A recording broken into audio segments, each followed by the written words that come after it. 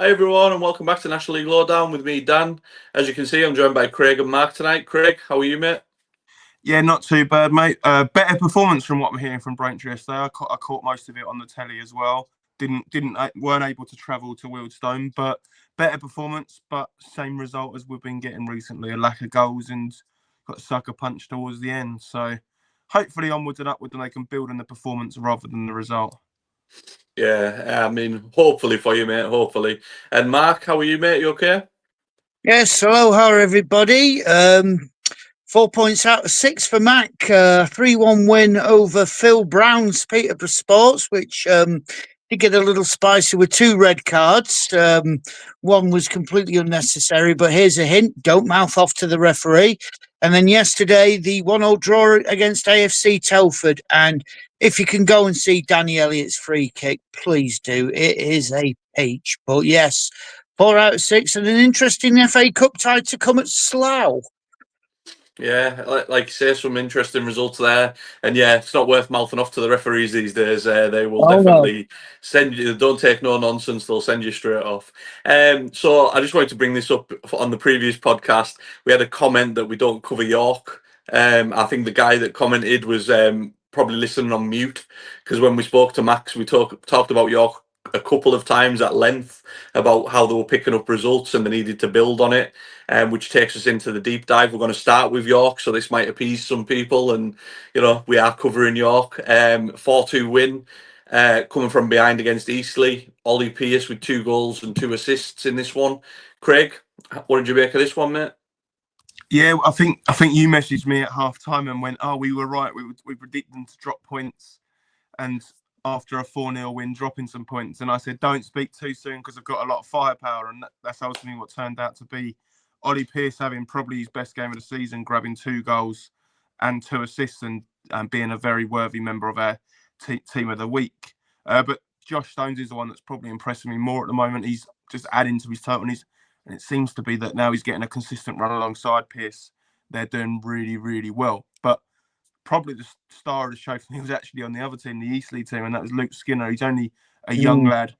He's followed Bartlett from Western St Mary. He's on loan from Bristol City. He had him at Western St Mary, and now he's brought him to Eastleigh, and he looked really lively, very energetic, as you'd expect from a young player. But he brought some quality alongside that as well, and took his 2 finishes really, really well. But then York's quality eventually shone out. Then new signing Craig Hewitt grabbed the 3rd, and then Stones added the 4th, and it was a good result for them, and maybe some questions answered from ourselves as well, where we said, how can they get this run together? Usually when they win 4-0, they drop points afterwards, and they didn't yesterday. So, and it looked like they could at one stage. So they'll be happy with that, and another tough test for them on Tuesday. If they can win that, then they're firmly back in this title race. I think I said at one stage yesterday, I think it was before Carlisle kicked off, there was about 6 points between the top 6 or 7. So it's very, very tight up there. And if they can get a run together, they can cement their place towards the top of the table. But most of the teams that are up there won yesterday, so they've still got a little bit of catching up to do. Yeah, it was a big day for results at the top end of the table, wasn't it? There were a lot of wins there. Obviously, we'll come on to some of them later on. But as for York, for me, there was some questions answered. We've spoke about it on here. We've been quite open about the dropping too many points. They need to turn these into wins, and they are starting to do that now. I don't really like the term, but just probably because I don't have any of them. But they seem to be flexing the muscles a little bit and stuff. I think they do seem to be doing that. They've got the depth, like you say, off the bench. It was 2-2 at one point. You think, and here we go, struggling again, following up, but then, they've just got that depth and that quality. So massive credit to them. Mark, what did you make of this one? Well, for all the York fans who are blessed with the gift of actually telling the time, 4 minutes 40 seconds. If you want to hear my take, we have been on for 2 minutes. Just in case you miss us. Good God, what's wrong with you? Well, York, they are looking like title contenders. I mean, when you've got Ollie Pearce, who can make a slow start to the season, which he did, and is now firing on all cylinders, and finally he can go up with Josh Stones. We're looking at a very close league here. I mean, it's not going to be a 2-horse race by any stretch of the imagination, but York Carlisle, Forest Green, Scunthorpe. Southend will come back, as we'll discuss in a sec. But York are just looking so good. They've added Nico Lawrence and Craig Hewitt this week as well. But as Craig rightly pointed out, the boy Skinner he's only 17. And if he can get some very, very good games under his belt at this level, then he will be a hell of a prospect. But York really they look the real deal. They really do look the real deal. Whether it can be sustained or not, let's wait and see. Let's wait and see what they're going to do next year. But if they've got the squad depth, as I say, they've added Lawrence and Hewitt. If they can keep Ollie Pearson, Josh Stones, and all the key players, Fagan Walcott, Felix, if they can keep them injury-free, then it's going to be a very, very interesting race. But yeah, you're looking so good at the moment. And Eastleigh, not bad, but not great either. Yeah, Eastleigh just very middle of the road at the moment. They seem to be winning one, losing a couple, winning one, losing a couple. Seems very inconsistent at the minute. But that young lad, Luke Skinner, looks an exciting prospect. So there is some positivity there for them. Next up, we've got Aldershot 2, Forest Green 3, which was the early kickoff. I think you watched this game, Craig, didn't you? I think yeah, I from did, the group chat. Yeah, I did too. Yeah, you both did. Oh, that's great. So obviously Forest Green were 3-0 up, coasting. Aldershot kind of came back into it a little bit. It was a bit touch and go towards the end. Mark, what did you make of this one? Oh yeah, absolutely. I mean, Aldershot still getting to grips with John Coleman's managerial style. But if I've said this once, I will say it 1,000 times until it is absolutely cemented in people's brains. Laurent Mendy, you play him in midfield, you will win the game. You don't play him at centre half. I've seen the criticism of him playing at centre half, where he had a miserable time against Carlisle.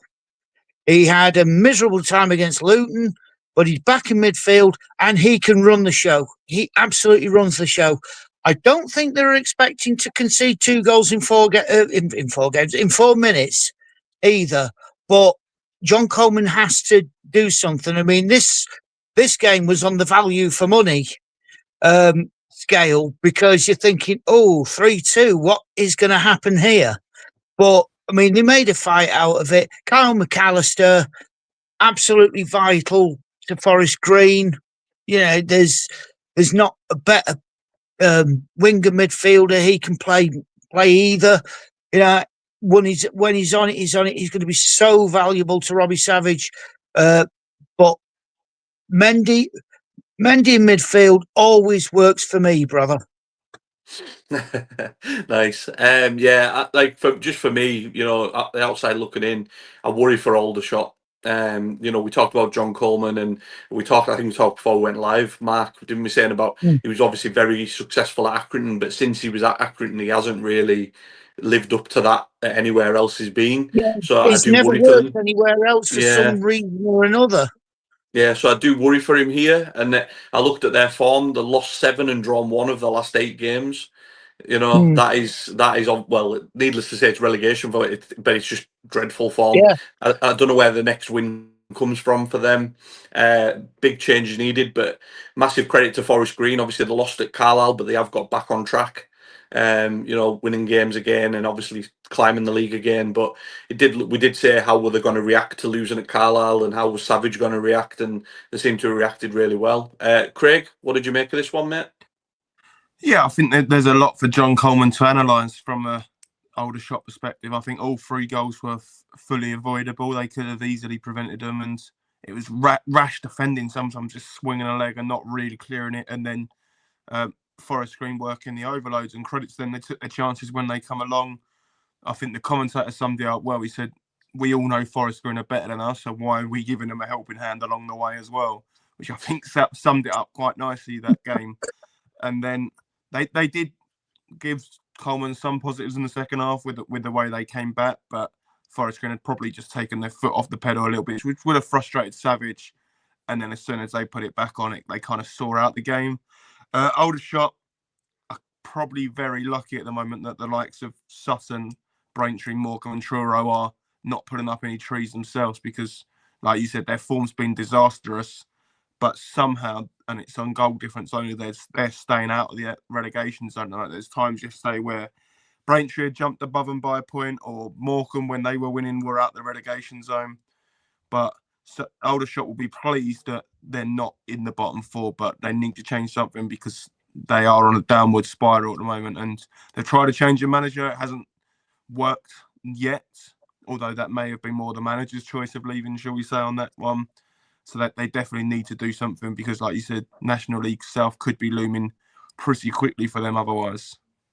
Yeah, it is worrying signs. Any team, any supporter that's seen their team get relegated, you can see the telltale signs there. You know, like you say, mistakes all over the pitch, bad run of form, change of manager, all that stuff. It's all just massive alarm bells. Conceded 39 goals in 18, so more than 2 a game. If you've got to score 3 goals to win a game, you've making it very, very hard for yourself. Yeah, and I know you answered my question I was going to ask anyways, but was it more Aldershot coming back into the game, or was it Forest Green thought job done, took the cigar and the slippers out, and kind of took the foot off the gas a little bit? I think you answered that anyways, Craig. But yeah, like I say, massive credit to Forest Green, getting back on track and winning games. And obviously they had that unlucky game at Luton in the Cup as well, where they were unlucky to get beat late on. Next up, we've got Boston 1, Rochdale 3. Rochdale back in action. We were concerned, I think, on the previous pod where we were talking about maybe a bit of rustiness, match sharpness lacking for Rochdale after not playing. I think they answered that resoundingly well. 3-1 victors. And if Manny D doesn't get you, Devante Rodney's going to get you. Smith's going to get you.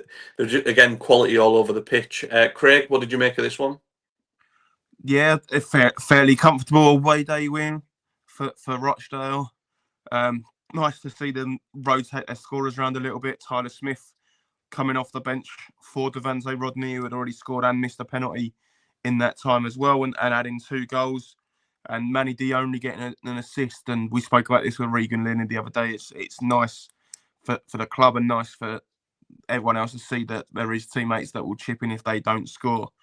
But yeah, pleasing for them and pleasing to get a fixture done. My biggest worry for them is when they're playing catch up with their fixtures, when it is going to be so tight up there. Like I said, 6 points separating 6 sides at the moment after 17, 18 games, or in Rochdale's case, 15 games. You worry that that's not going to be the end of it for them, and they could be 5 or 6 behind in a fairly good position, but then they're chasing and playing 3 times a week or playing when other teams are resting. But their squad's very, very good. I saw that Levi Manchi wasn't even in the squad yesterday, and I was just thinking, he's had a spell at Braintree. I'd love to see him back down here, although he didn't work that hard. He seemed to know where the back of the net was. So if he's not even getting in their squad at the minute, and I think he may have been recalled from Warsaw. I did see a rumour on, sorry, Craig, I did see a rumour on social media that he'd been recalled. And sent out to Ireland. And it's a shame that we couldn't get in on that one, to be fair, because he did have a good spell in the south with us before he moved up to this level. I think he moved to Brackley and then up to this level, to be fair. But yeah, they've got depth, but that depth will be severely tested when they're playing catch up.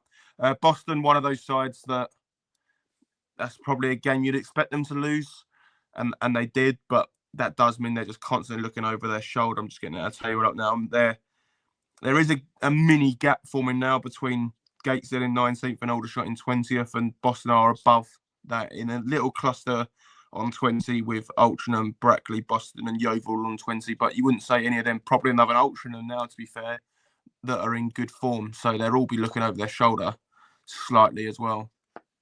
Yeah, I think with Boston, they're always capable of picking up a result. So I think, they just seem to win one, lose a couple, win one, lose that kind of thing.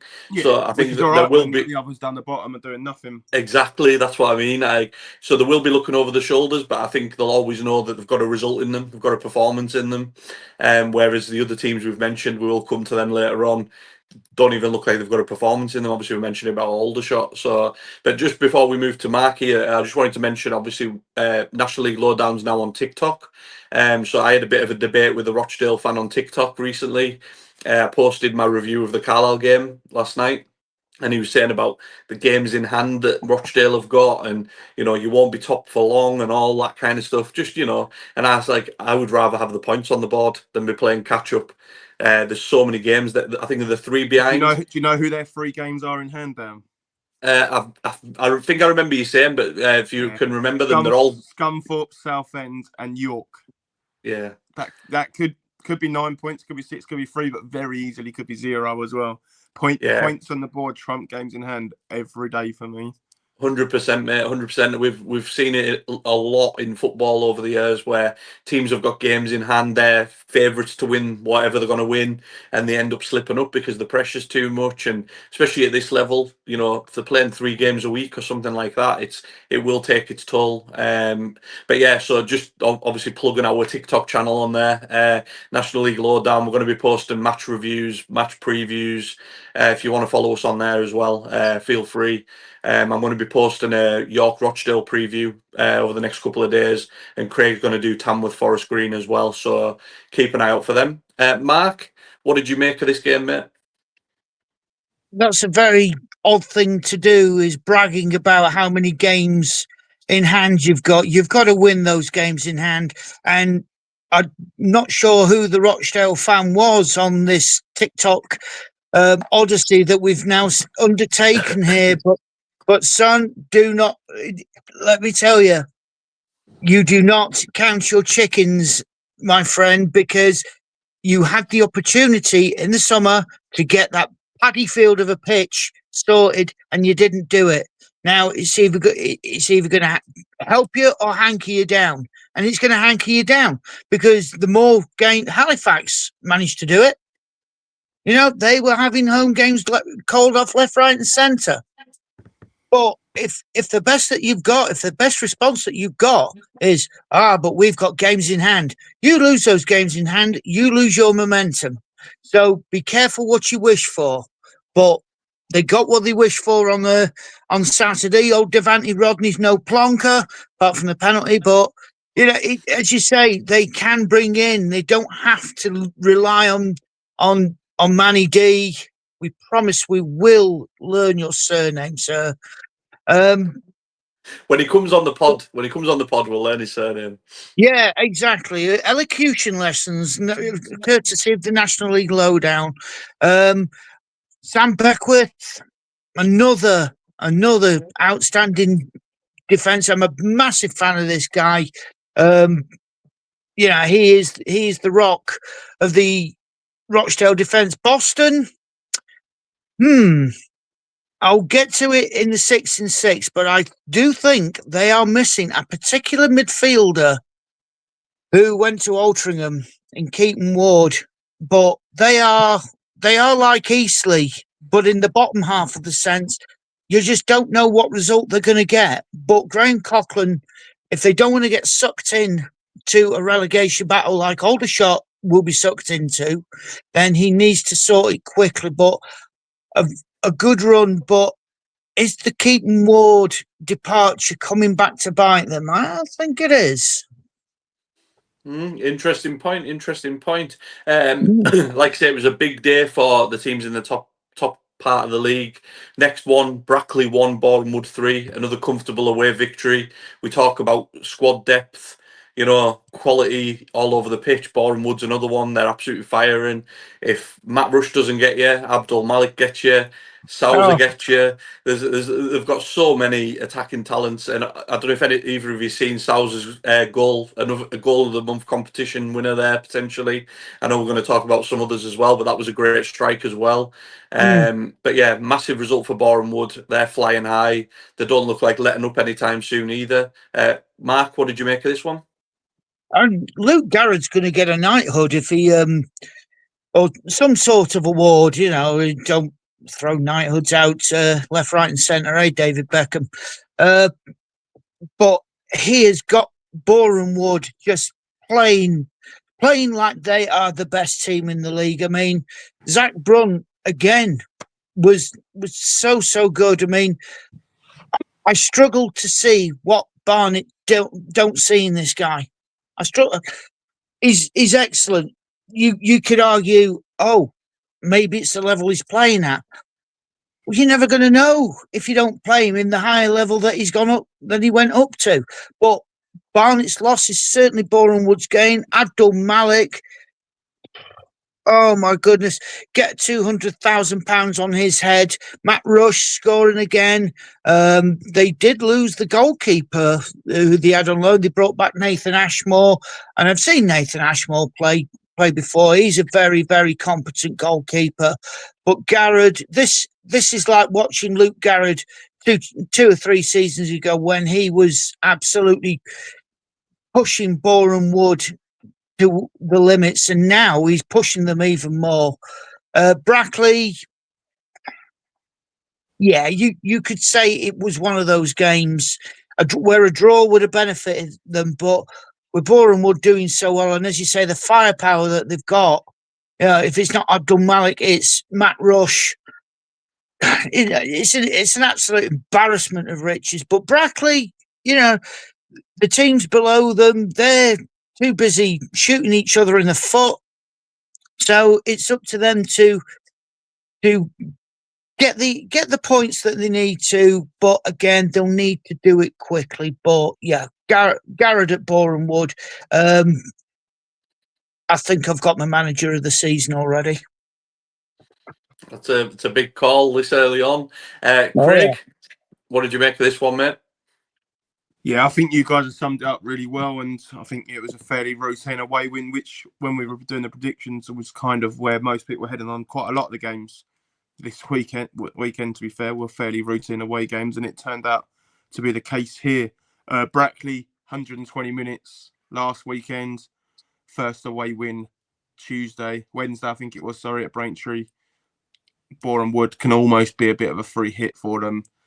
They'd be disappointed with it, but if you'd have said to them in the space of 7 days, you'll go through in the cup, you'll pick up your first away win, but it does mean you'll lose to Boreham Wood. They'd have probably took it. My biggest worries for Boreham Wood going forwards now is being victims of their own success. Does Zach Brunt get recalled by Barnet at some stage? Does Abdul Malik have EFL suitors? We're seeing all these pages on Twitter who are singing his praises and touting him as the next thing out of the National League, and it's hard to disagree with them, but for Boreham Wood, you'd probably rather he was going under the radar a little bit more, because but that's why you put the high price tag on him, because if they want a player of that quality, you've got to be asking at least 200 to 250. Yeah, it all depends how long his contract is. Anything less will be an insult to a player of his caliber. Yeah, this level, though, a lot of contracts are only 1 year, aren't they? I don't know the ins and outs of Abdul Malik's, so obviously there's potential that it's better to get a fee in January than it is to lose him for nothing in the end. But I think they're very much still in the running. They're chipping along nicely, and although some of their players might not be going under the radar, maybe as a side they are going a little bit under, because all the conversations still kind of feature York and Robbie Savage and Forest Green and Carlisle and Linney and Con Clark and all those. So they are kind of still slipping under the radar in people's thoughts a little bit. And for them, long may that continue. Haven't lost since the opening day, and that's an incredible run in any level, let alone how competitive this league is this year to go. I think 17 unbeaten in the league now. So they did lose to Forest Green, Craig. They did lose to Forest Green. I do apologise. Yeah. Do you know what? I think I'm going to blame Callum on that. I'm sure he put something on that said that they were. I think you did. They were still unbeaten. They're not. Yeah, you're correct. They did lose to Forest Green, and we're in that bit out. Yeah, they did lose to Forest Green. But again, they've only lost twice, and they've been twice to since the opening day is what I meant to say. Yeah, but to be fair, they've lost to Rochdale and Forest Green, and there's absolutely no shame in that. Two very good sides there. So, especially when you're competing with them. Yeah, exactly. That's the thing. When you're losing to the teams around you, that's maybe the issue. And you've alluded to them a little bit there. So we'll move on to Southend 1, Carlisle 2. Chris Con-Clark, Regan Linney were the difference on the day. But I wanted to talk a little bit about the defensive display. Con-Clark was outstanding in the first half. Got a goal, got an assist. Probably could have had another goal as well. But I would say defensively, I thought early on, I think Lowamba got injured. Archie Davis come on. Archie Davis had a bit of a torrid time down left-hand side for Southend. Harry Boyes had him beat every single time. The goal came down that side. But other than that, I thought Morgan Feeney was outstanding. Probably would have been my man of the match if it wasn't for Con Clark. Aaron Hayden next to him, both solid as a rock. Even Cameron Harper, who I'm not a huge fan of, I thought he was solid as well. Dealt with everything pretty much down that side very well. Gilead in midfield, it was a very solid defensive display. Gabe Breeze has improved so much this season compared to the last, with coming for crosses, punching when he needs to punch. He done one where he even punched Feeney in the face. Just, if you're a keeper, just come and punch and take everybody with you if you have to. As long as you get that ball out that danger area, I don't care who you take with you. But last season, that was some stuff that he didn't do. So it's nice to see him improving.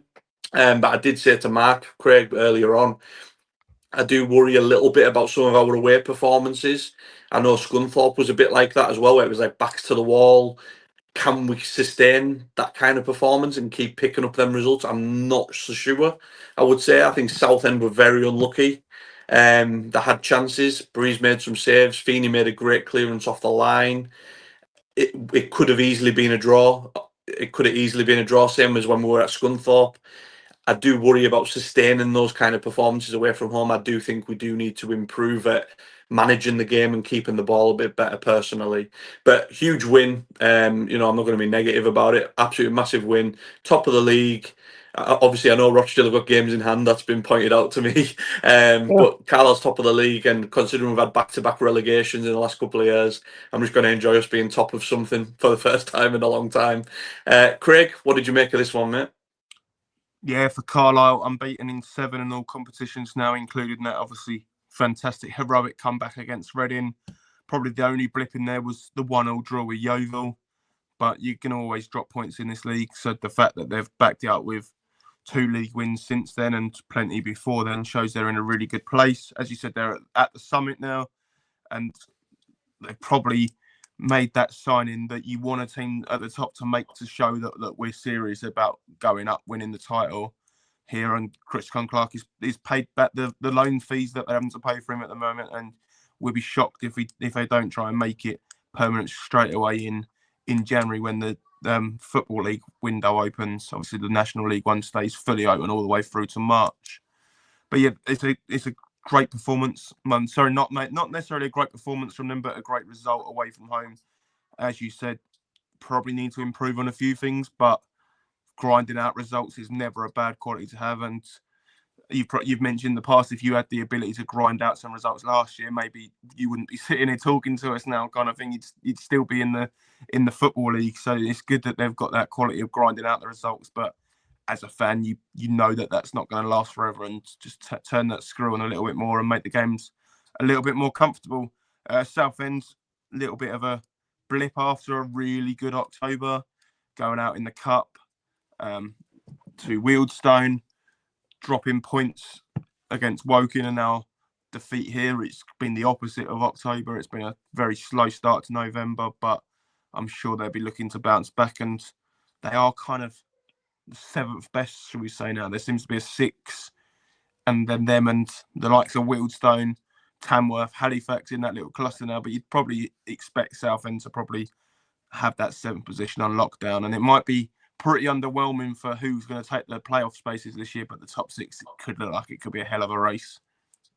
Yeah, definitely. And obviously what you said there as well about Carlisle, I know I said obviously the performance and stuff, but we did have chances on the break. I think we take a couple of them and it's a lot more of a comfortable evening than it could have been, than it was. Linney had a couple of chances on the break. Josh Williams went right through, skied it over the bar. There was a couple of chances on the break where we could have made it more comfortable for ourselves. So I think just to tweak that a little bit in away performances, and I think we'll have more comfortable afternoons than that.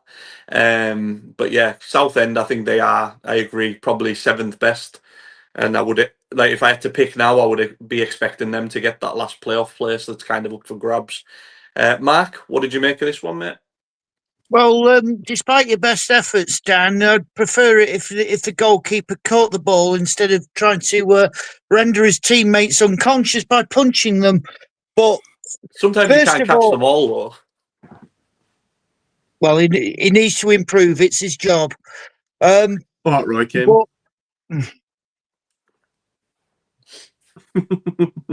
But I will. Let me say this off the bat here: 9,000, nearly 9,000. Southend Carlisle, a hell of a way to come. 5:30 on a Saturday night, and they turn up in their thousands. So absolute credit to the Carlisle fans going down to Southend, the Southend fans for making it. I mean, this is it's staggering stuff. I mean, that's more than what some championship games get. It's incredible. So yeah, keep it up. So yeah, Southend, they're going through some bizarre results at the moment. They want to nip that in the bud, but we know they can do it. We know full well they can do it. They've just got to shake off what it is that they've gone and won some games. Now let's lose some games, because that balances it out. But Carlisle, the defensive partnership now between Feeney and Hayden is going to be one of the best in the league. I mean, we're going about Sam Beckwith at Rochdale, and Morgan Feeney. His name gets mentioned quite a lot, and when he's playing well, Aaron Hayden is playing well, and that is what you want. But I'm going to break your hearts here, Carlisle fans, over Chris Clark. Now, has Mark Turney done his job by securing Clark for the rest of the season? No, none of this goofy recall clause, because Peterborough have now, well, obviously Darren Ferguson hopefully has been put out to pasture because dreadful manager. But Luke Williams is going to be taking notice of what he is doing there.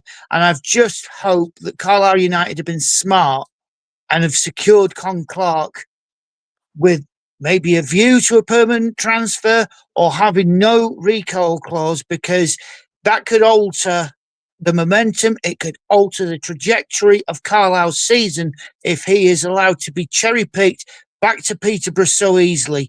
You cannot afford to let that happen. And if you've got the dough, if Carlisle, the directors, if you've got the dough, get this guy signed. You've seen what difference it makes. You've seen what he's doing with Regan Linney. It's what Altrincham had to put up with, and they did quite well out of it. But yeah, just be prepared, but enjoy the ride while he's there, because he's an exceptional player. Linney is just feeding goals off him. There's nothing new between them pair. But yeah, enjoy the ride. But Mark Turney, you will be under scrutiny under this one, and I hope you've got it right. I've got faith. I hope I'm right. I hope I'm right, but we don't know the ins and outs of deals and stuff. But I'd like to think they've at least got first dibs on Clark. At least made that clear in the deal that if it's successful, we get first go at signing him in January potentially, because we've got Gilead on loan as well, whose loan runs out in January as well, who's been good as well. So if they both go, that could be a big loss. So I'd like to think we've done our due diligence there, but time will tell. Next up and last up in our deep dive, we've got Morecambe 2, Sutton 2, a result that doesn't really solve anything for either team, really. If you'd said to me before the game, what do you think is going to happen? A draw would have been the worst case scenario, really, because, Morecambe needed a win, Sutton needed a win. But again, didn't solve anything. Mark, what did you make of this one? Oh, the eternal optimist against the bag of wet washing.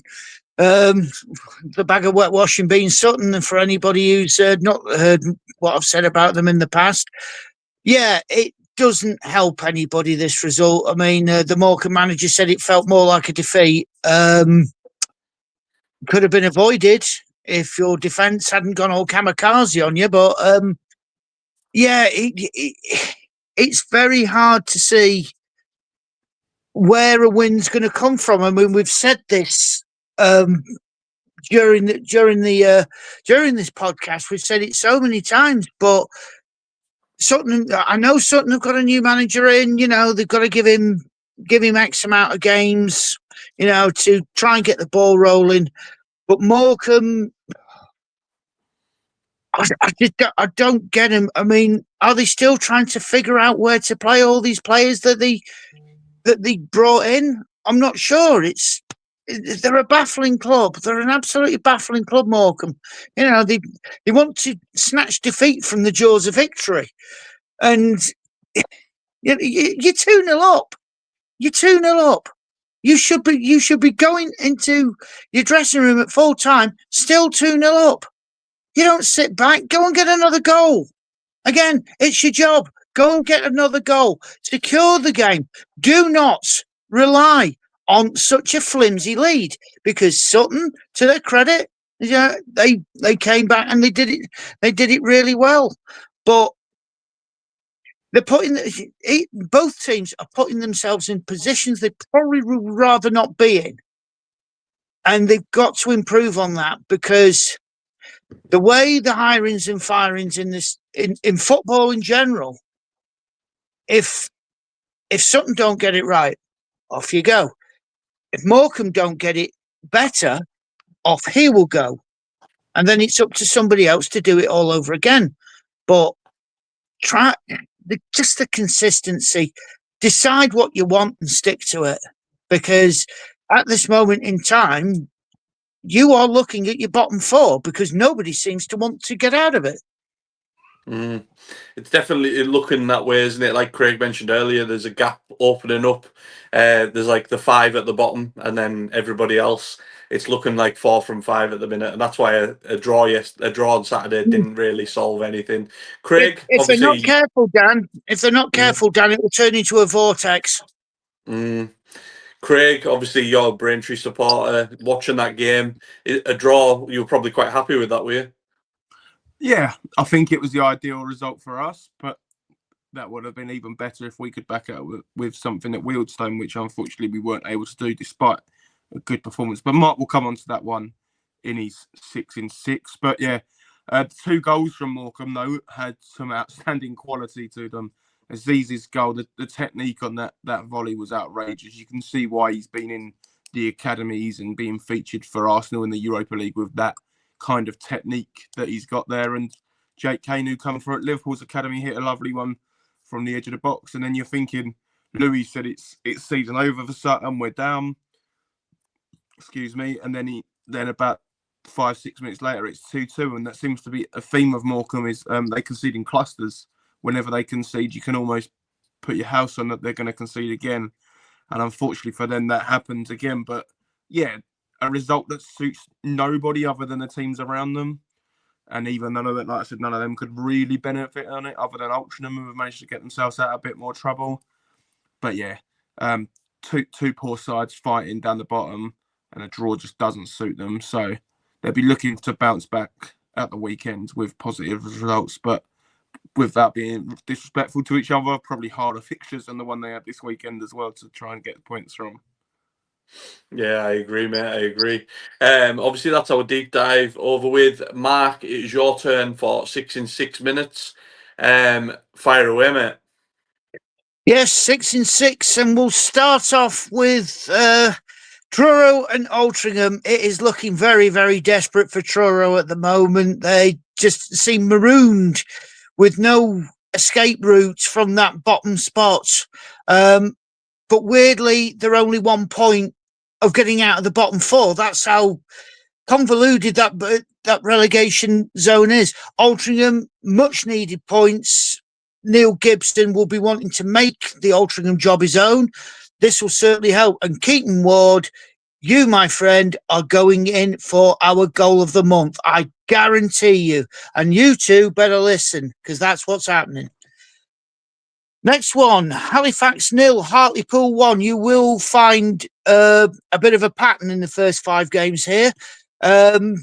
We all predicted Halifax to win, so naturally Hartlepool went and got the 3 points with a goal from Adam Campbell. And we move on to Wealdstone 1, Braintree 0. An improvement from Braintree, so my Braintree supporting feathered friend there, Craig.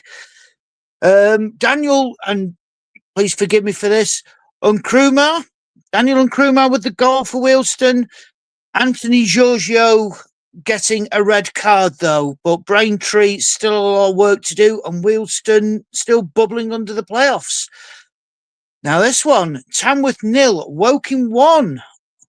And Woking, you've gone from dry toast to relatively hot toast at the moment. I don't know what the hell's got into you, but you are doing so well. And to go to Tamworth and get the 3 points, Oliver Sanderson, you tip your hat tonight, my friend. A great result. I mean, Tamworth, they came off the Leyton Orient result in the FA Cup. They've got to play Forest Green on Tuesday, but this is a massive result for, I'll now call you Moist Toast. There you go, Moist Toast. Scunthorpe 1, Yeovil 0. The 5th 1-0 I've had to cover here. God, some of you clubs are absolutely depressing, but not Scunthorpe. Not Scunthorpe. Tyrell Sellers-Fleming showing that they just don't. It's not just Declan Howe and Danny Whitehall and Callum Roberts getting the goals. It is Tyrell Sellers-Fleming as well. Yeovil, they had that great start under Richard Dryden and have dropped like a stone ever since. That again, like Boston, like Braintree, like Aldershot, that is a habit they will want to break. And lastly, in the 6 in 6, we've actually got a 2-0. Gateshead 0, Solihull 2. It made a change from 1-0, bucking the trend here. Bradley Stevenson and the marvellous Jacob Wakeling, who's been an absolute revelation at Solihull. Chris Millington, really, they were scratching their heads, wondering why he got rid of 2 strikers in Dan Creaney and McFarlane. But when you've got somebody who you can rely on like Jacob Wakeling, you don't need to worry. A big result for Solihull. Again, I don't know how many times we can reiterate this. Gateshead need to decide if they want to win a game or not. They can't just keep bouncing from draw to loss to win to loss to anything like that. Get a consistent run. You boys have shown us what you can do this season. Do it a little more consistent. But yeah, Jacob Wakeling, you'll do for me, kiddo. Well done, Mark. That was good going, mate. Just jumping in on the Braintree game. Sorry, it was Dion Woodman that got sent off after the game. Oh, not Giorgio. Originally, people thought it was Giorgio, but it was Dion Woodman. I think it was put out on socials as Giorgio to start, but it was Woodman, and they believe Shay Cooper from Braintree. But I see. There was a bit of fisticuffs, handbags after the game, shall we say, and and there was a red card for each team. So it looked like it was Woodman and Cooper, but I don't think anyone's still entirely sure of who it was that was sent off. Well, I will tell you now. I got my information off Flash Score. I might as well ask Flash Floor Cleaner for him instead. No, I generally still think it's Tommy Smith that got sent off for Braintree. There's been no official announcement yet, so it's for the 1970s Liverpool squad. Yeah, it was one of those. It was I was watching it on the Zone, and it was all kicking off the game, and the Zone put the graphics on like the league table and the scores. No, I want to watch what's going on. I want to see what's going on. Yes, that was deliberate, Craig. we love a bit of fisticuffs. We love a bit of fisticuffs. But yeah, just jumping in quickly. Obviously, Yeovil there. You're talking about their form and that. Our previous pod with Max Jolliffe is still available to watch if you want to watch that as well. Really good insight into his career, his time at Yeovil so far, what he's expecting from the season, things like that. So if you want to head over and watch that, and also while you're there, don't forget to like and subscribe on here as well. We're going to get more exciting guests coming up in the next few weeks, hopefully. The more you like, the more you subscribe, the more people get in the comments, the more likely we are to be able to get these guests and get these exciting conversations underway. So please do that. And like I said earlier, follow us on the TikTok, as Mark called it, the TikTok. Follow us on there as well for the latest stuff. But yeah, and Craig, predictions update, please, mate. What was the scores on the doors this weekend? Yeah, so at the moment, we've still got 2 games to go. I put the scores out after game 11 before Carlisle Southend, and we all had a draw in that one, so no one got any additional points in that one. So the professional footballer Max is winning this week with 13 points. He managed to call Woking to win away at Tamworth, which has swung him from mid-table to the top, which none of us saw coming. That's why he gained a full 5 points in us for that one. Dan, Louis and Mark are all on 10 points, so all still with a chance of winning the week. And then I'm propping up the table this week on 6 with only the 3 correct results. I backed a lot of draws. I think I backed Boreham to only draw, and I backed Rochdale to only draw as well this week, or somebody along them lines. So yeah, a few away wins I didn't call. Didn't you have Scunthorpe and Yeovil to draw as well? I think. Yeah, I think I seen that one. And I was like, that's a shady one. I thought, did you do that because we had Max? I'm saying nothing. I just went straight in for a Scunthorpe win right in front of Max. Bless him. I did apologise. I did apologise, but the point that I need to make up that ground in the points. And we've already predicted Tuesday's game with Max. They will go out on social medias tomorrow alongside them little mini previews that we're trying as well. So make sure you listen to them and see the predictions, and probably laugh at us when we all get no points on Tuesday from the 2 games. Oh, it's definitely happening.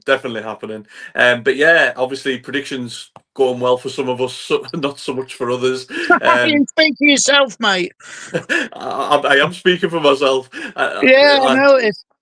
Yeah, I am speaking for myself. Sometimes it goes well. Sometimes it's not so great. You know, I'm not going to say it out loud, but you know that Gennaro Gattuso meme that goes around where he's talking about his Italian team.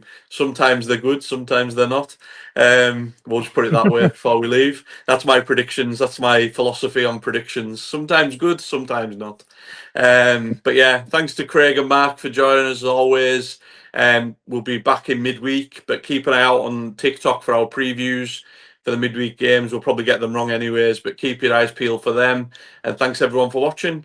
Thanks to Craig and Mark as well. Take care. See you soon.